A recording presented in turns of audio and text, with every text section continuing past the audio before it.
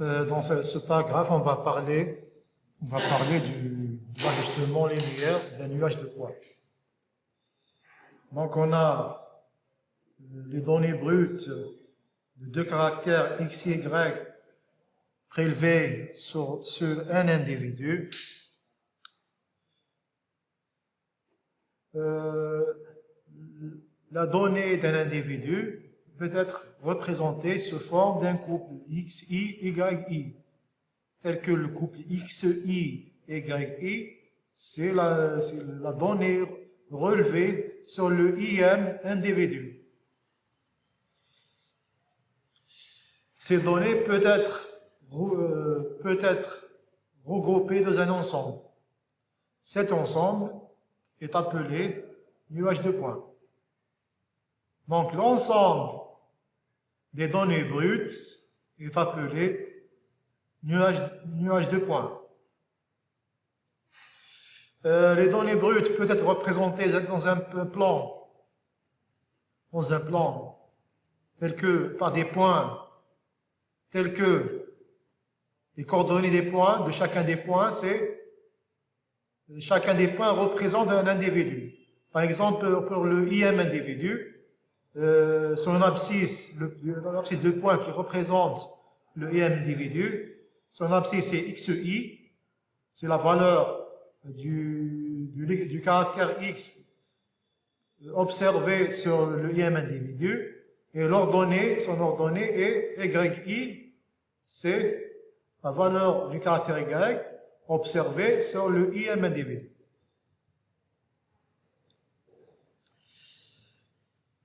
Donc on va redéfinir tous les paramètres en fonction des données brutes, c'est-à-dire indépendamment de la distribution. Donc dans cette partie, on ne va pas considérer la distribution de x et y ni la distribution conjointe. On va directement recalculer les paramètres à partir des données brutes, des données prélevées. Par exemple, pour calculer la moyenne arithmétique d'un caractère, on somme toutes les valeurs observées du caractère, on divise sur leur valeur.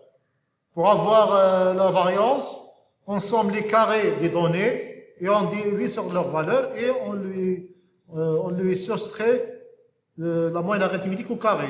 Et pour avoir les écarts-types, il suffit de appliquer la racine carrée aux variances. Et pour la covariance, dans le cas où on se base sur les données brutes, on a cette formule. Donc, on somme le produit des observations de chacun des individus, on les somme et on divise sur leur nombre et on leur soustrait le produit des moyennes arithmétiques. Et pour le coefficient de corrélation, c'est le rapport de la covariance sur les écarts-types. C'est le rapport de la covariance sur les écarts-types, sur le produit des écarts-types.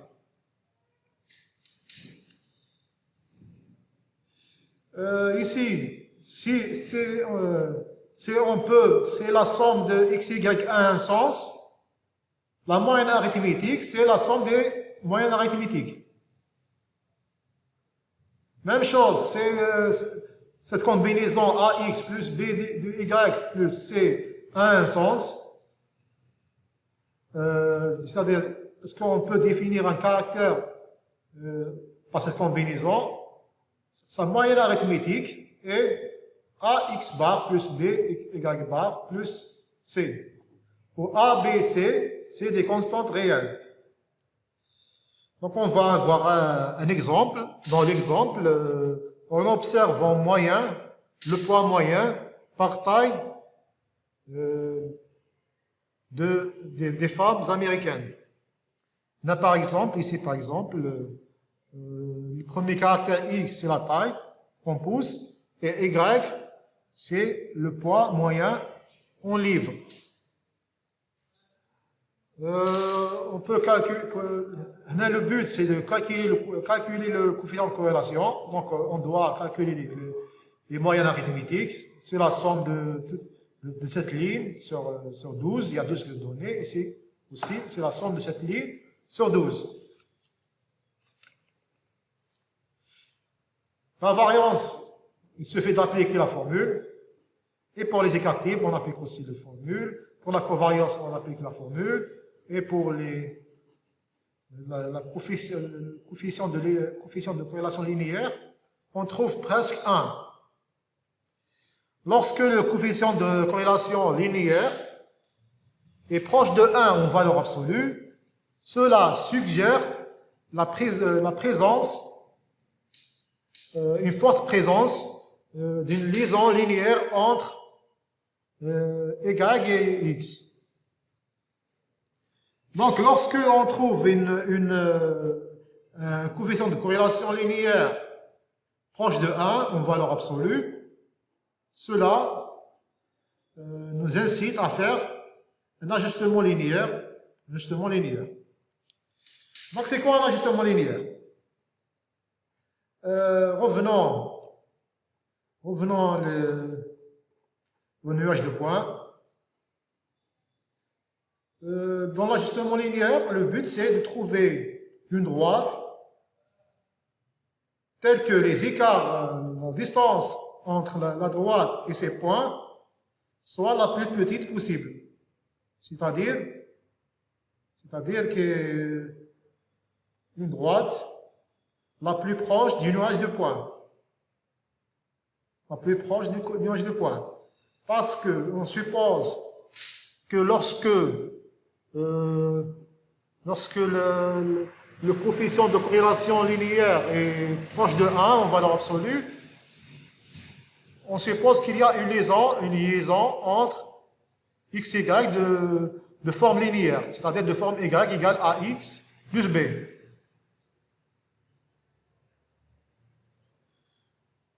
Donc on revient à l'ajustement linéaire. Dans notre cours, on va voir un cas particulier. L'ajustement linéaire, elle est basée sur la minimisation des écarts au carré. Donc cet ajustement est appelé ajustement linéaire au sens des moindres carrés, c'est-à-dire qu'il minimise la somme des distances au carré. Donc ici, par exemple, supposons que notre nuage de points, c'est M1, M2, MI jusqu'à Mn. Le but de notre étude, c'est de trouver une droite qu'on appellera, dans l'équation est y égale ax plus b, donc ça revient à trouver a et b, telle que la distance, ces distances, soit les plus petites possibles, le minimum possible, le plus petit. Donc on va trouver à droite de sorte que ces écarts soient la moindre possible. Les écarts, on les prend en valeur absolue, d'où les critères qu'on va minimiser. Donc par exemple, par un point I, c'est quoi ce critère avant de le mettre au carré? C'est le YI qui est l'ordonnée de MI fois HI. HI, c'est le point de la droite ayant le même M10, le même abscisse que le même abscisse que le point MI. Donc, comme le point H1 appartient à la droite, alors son abscisse, c'est AIXI plus B. D'où l'écart bin hada ou hada, la distance c'est quoi? C'est YI moins AI plus B. Comme le critère, il faut qu'il soit global, c'est-à-dire il représente toutes ces distances, pas la distance d'un seul point, on va faire la somme des distances. C'est-à-dire on va minimiser ce critère, cette quantité, par rapport à A et B, on va la minimiser par rapport à A et B. C'est-à-dire ça revient à trouver la valeur de A et B, minimisant cette grandeur. Donc, dans cette grandeur, il y a deux variables, deux paramètres qui sont inconnus, c'est A et B. Après résolution de ce problème de minimisation, on trouve les valeurs de A et B correspondant respectivement à A bar, A étoile, A chapeau et B chapeau, tels que A chapeau, c'est la covariance de xy sur la variance de x, et B chapeau, c'est la moyenne arithmétique de y, moins A chapeau, la moyenne arithmétique de x.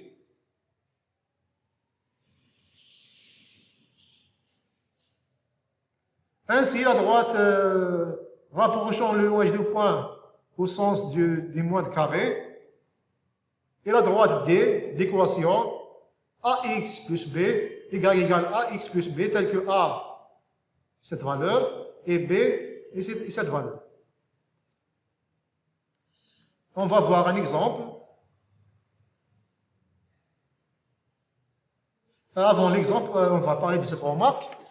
Un tel ajustement est justifié, c'est-à-dire de bonne qualité, c'est seulement si le coefficient de corrélation linéaire en valeur absolue est proche de 1. Donc ici, il y a un inconvénient.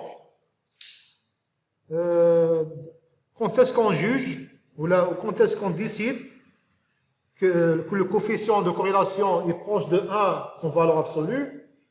À partir de quel seuil? Ça reste subjectif, c'est-à-dire il n'y a pas un seuil qui s'impose.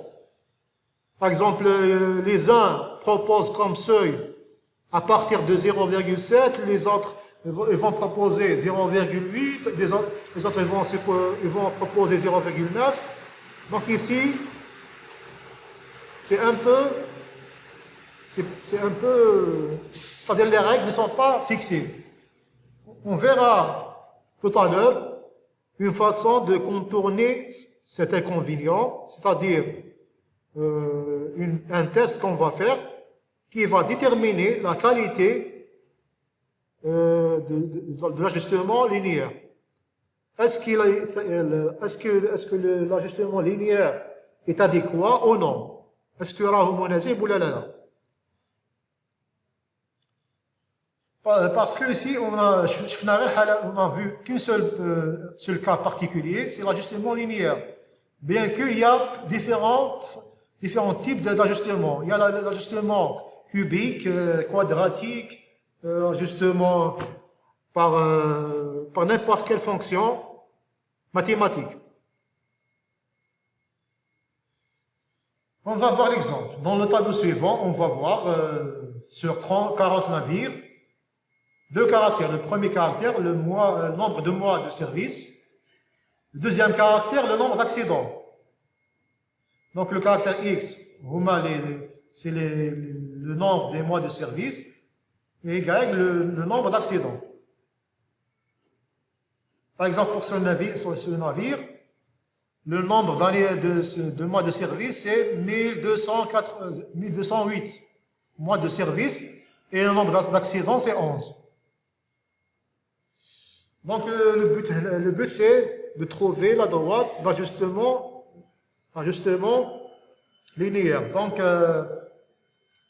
dans la formule, tu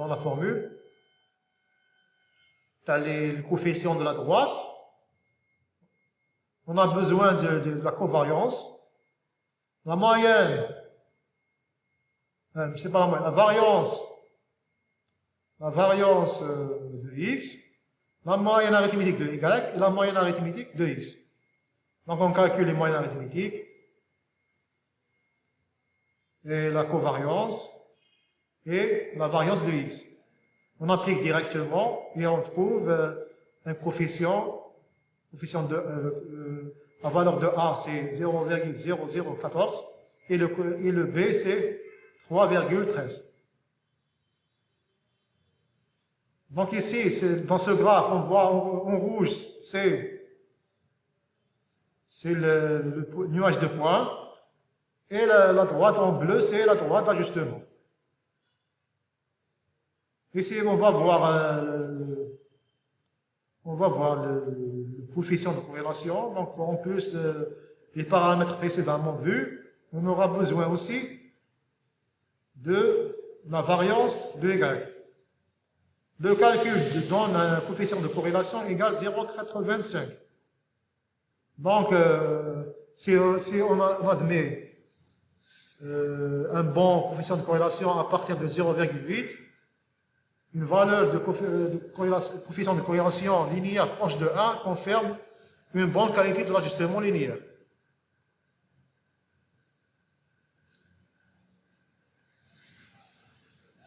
On va voir une façon de valider l'ajustement linéaire, c'est-à-dire une façon de juger l'utilité de l'ajustement linéaire, l'adéquation de l'ajustement linéaire, une façon de le juger. Est-ce qu'il est bon ou mauvais? Donc, il y a un test appelé test de Fisher. Donc, le test de Fisher, on a 3 étapes. La première étape, c'est calculer la statistique de Fisher qu'on appelle calculée ou la estimée. Enfin, c'est la statistique calculée ou estimée. Donc, elle est égale à n-2. Le n, c'est le nombre d'individus. Le R, x, y, c'est le coefficient de corrélation. La deuxième étape, c'est trouver la statistique de Fisher tabulée correspondant à n-2. Donc ici, comment on trouve cette valeur? On cherche la valeur n-2. C'est le m égale n-2 dans ce tableau. Par exemple, si n-2 égale 55, la valeur de la statistique tabulée, c'est 4,016. Une fois qu'on trouve les deux, on calcule la première et on trouve la deuxième, on compare les deux. Si la statistique calculée est supérieure à la statistique tabulée, alors l'ajustement est adéquat. Là, l'ajustement est de bonne qualité. Donc, ici, j'ai choisi un seuil d'erreur, seuil de tolérance de 0,05, c'est-à-dire on admet un maximum d'erreur de 5%. On va voir un exemple. Donc, dans l'exemple précédent, c'est-à-dire l'exemple des navires, on va calculer la statistique de Fisher calculée. On va la calculer. Donc, on a n égale 40. Donc, c'est 38 fois cette valeur. On trouve 101. Du tableau du test de Fisher, on va chercher la statistique qui correspond à 40 moins 2, c'est-à-dire qui correspond à 1 égale 38. Donc, on va 1 égale 38. On va situer la statistique correspondant à 1,38. C'est celle-là. Donc, la statistique tabulée, c'est celle-là. Donc ici, on remarque que celle-là est strictement plus grande que celle-là. Donc on a ça. Ce qui implique que l'ajustement linéaire est adéquat, ou la qualité de l'ajustement linéaire est bonne. Donc il reste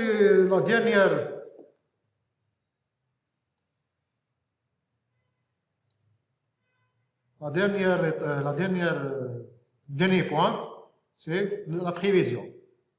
La prévision à partir de la droite ajustement. La prévision ou l'estimation. Donc, une fois qu'on trouve la droite ajustement, Pour une valeur donnée de x, on peut prévoir la valeur de y. C'est-à-dire, si on fixe une valeur de x, on peut estimer la valeur de y. Comment on fait? On remplace dans cette équation le x par une valeur et on trouve la valeur de y estimée qui correspond à cet x. Par exemple, dans cet exemple, c'est-à-dire l'exemple de la taille et du poids de 12 femmes américaines, en moyenne, on trouve cette droite d'ajustement, c'est-à-dire le calcul donne cette estimation de la droite d'ajustement. Par exemple, ici, pour valider l'ajustement, on fait un test de Fisher. Donc, on trouve des plus grandes que donc d'où la validation de cet ajustement linéaire. Comment on prévoit ici? Par exemple, l'estimation pour une taille de 70 pouces, le poids prévu est ce poids. À partir de la droite de l'ajustement, on remplace le x par 70. On remplace le x par 70. Ici, même chose, on remplace le x par 60. Ici, on remplace aussi le x par 55. Donc, avec la prévision, donc pour 70, c'est l'ordonnée du point de la droite dans l'abscisse est 70. On a la même chose. Et ici, c'est la même chose. Donc, ainsi, on termine le chapitre 2. Ainsi, on termine.